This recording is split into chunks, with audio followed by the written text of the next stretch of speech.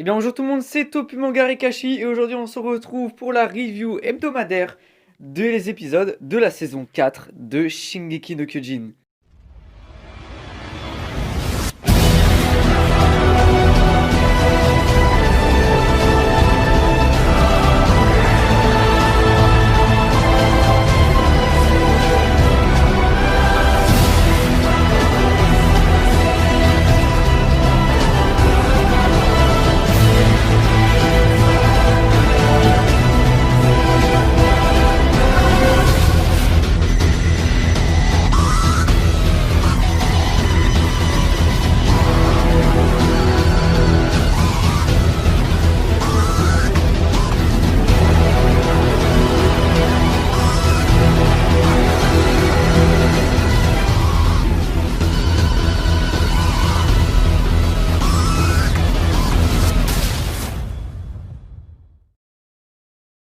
Commençons tout de suite. De quoi parle cet épisode? Cet épisode parle de la suprématie des titans qui devient mourante. On l'a vu lors de l'épisode 1, la technologie humaine dépasse la force des titans. Et c'est là qu'on apprend que l'armée Mar compte réattaquer l'île du paradis. Donc on peut se préparer à un retour d'Eren, Mikasa, etc. Alors je tiens à vous faire part de l'opening. L'opening que j'avais énormément critiqué dans l'épisode précédent, mais que finalement, au fur et à mesure de l'avoir écouté, je pense qu'il est pas si mal que ça. J'avais dit qu'il était moins bon que l'opening 5, si c'est bien ça. L'opening 5, je crois que c'est ça. Et non, franchement, allez, il est mieux que l'opening 5. Celui de la saison 3 de la partie 1, celui qui fait un peu opening de shoujo, comme le dirait le chef otaku. Et non, quand même, il est assez bien en soi, il représente bien la saison 4.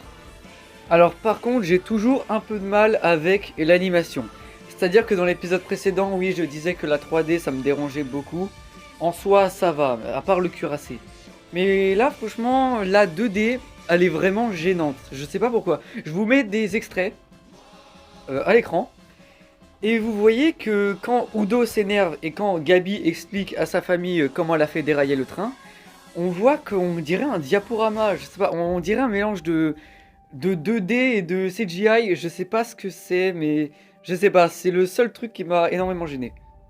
Et c'est là qu'on a vu le possesseur du charrette, qui est une femme, Pique, et le possesseur du mâchoire, Gaillard. Et c'est là qu'on voit un flashback qu'on avait déjà plus ou moins vu dans la saison 3 lorsque Historia avait touché la lettre d'Ymir. Ymir qui se fait becter par Gaïa. Car comme on le sait, Ymir avait accidentellement hérité du mâchoire. Et c'est d'ailleurs pour ça que Gaillard en veut à Reiner. Car avant Ymir, le possesseur du mâchoire était autre que le frère de Gaillard. Et c'est pour cela qu'il lui en veut, parce qu'il veut à Reiner que son frère l'ait sauvé et qu'il est mort à sa place.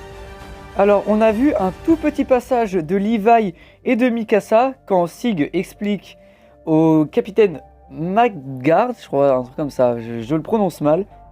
Un tout petit extrait de Levi et de Mikasa, quand le capitaine Magard, quelque chose comme ça, excusez-moi, qui explique à Sig que 32 navires, donc plusieurs destroyers, tous disparurent simplement en attaquant l'île du paradis.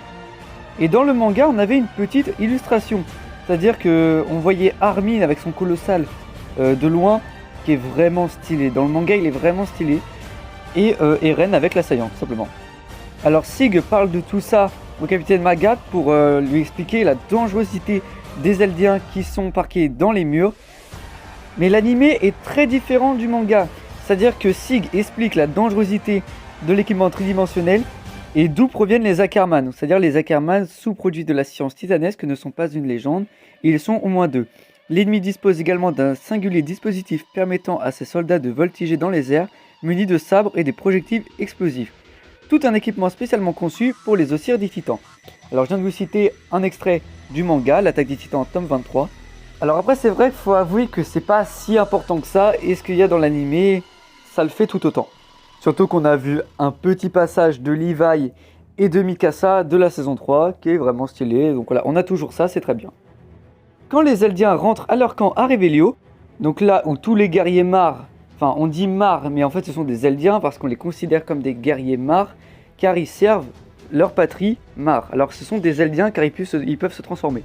Donc c'est là qu'on voit Sig qui retrouve, alors attention, pas ses parents, du coup vu qu'ils sont morts, hein, Grisha, et que je retrouve son nom, Dina Fritz, voilà. Mais du coup il retrouve ses grands-parents, mais du coup les parents de Grisha. Et c'est là qu'on apprend que Gabi Brown, eh bien oui, vous avez déjà compris, elle possède le même nom de famille que Rainer. Et non, c'est pas sa sœur, mais c'est sa cousine. Mais le plus intéressant, c'est cette file d'Eldiens traumatisés, et plus particulièrement ce personnage. Alors ce personnage a suscité beaucoup de théories partout, dans les groupes Facebook de l'attaque des titans, même sur Twitter, enfin bref, partout, comme quoi ce serait Eren. Cet épisode, certes, il n'y a pas d'action, mais énormément de révélations. Comme Sig, qui nous annonce plutôt, qui veut reprendre l'île du paradis en seulement 1 an, car soi-disant, Cordre n'est pas apte encore à hériter du bestial. Et c'est là qu'on voit Rainer et tous les prétendants pour le cuirassé rentrer dans leur camp à Revelio. Et c'est là qu'on voit à quel point que les Eldiens des murs sont très mal vus par le reste de la population.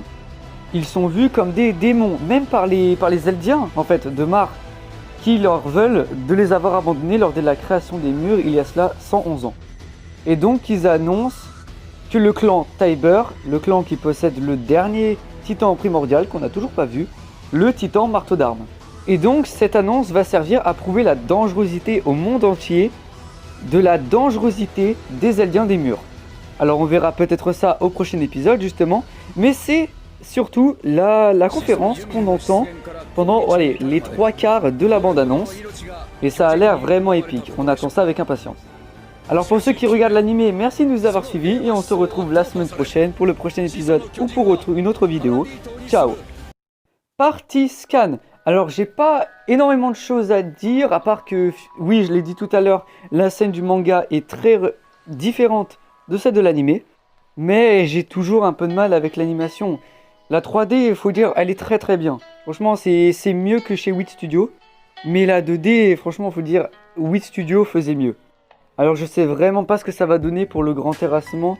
S'ils font de la 3D et que c'est vraiment bien fait, je sais pas. En fait, je suis pas habitué en fait à la 3D dans les animés. D'ailleurs, le prochain épisode sera le chapitre 95 et 96. Donc c'est là que nous verrons Annie, Berthold, Trainer et le petit frère de Gaillard, je sais plus son nom. Je vous le mets à l'écran. Attaquer l'île du paradis en l'an 845. Donc c'est là que nous reverrons l'attaque du colossal Ashiganshina. Alors, est-ce qu'ils vont reprendre les scènes de la première saison ou alors est-ce qu'ils vont la refaire? Alors personnellement je pense qu'ils vont la refaire parce qu'on sera du point de vue de Berthold dans le manga. On était dos à Berthold, alors que quand dans la première saison on était du côté d'Eren, on le voyait de face. Donc il y a tout un changement de plan par rapport à la première saison, donc je pense qu'il va refaire. Donc j'espère que ce sera pas trop différent du coup à la première saison, hein, vu que du coup c'est la même scène. Et du coup on verra à quoi ressemblera le colossal du coup.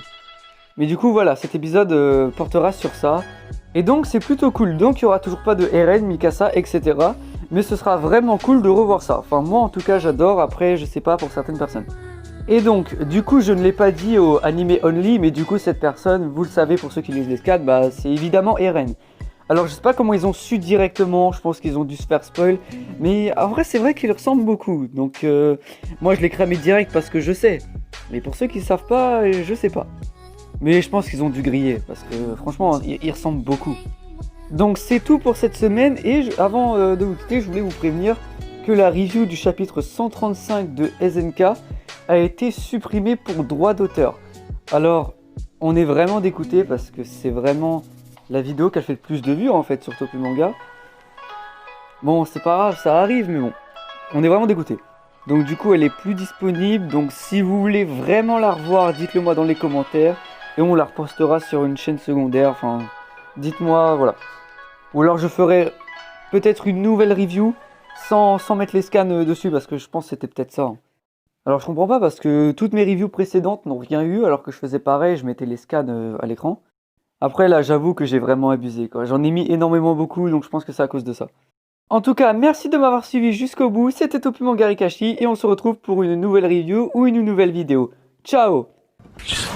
Somebody else.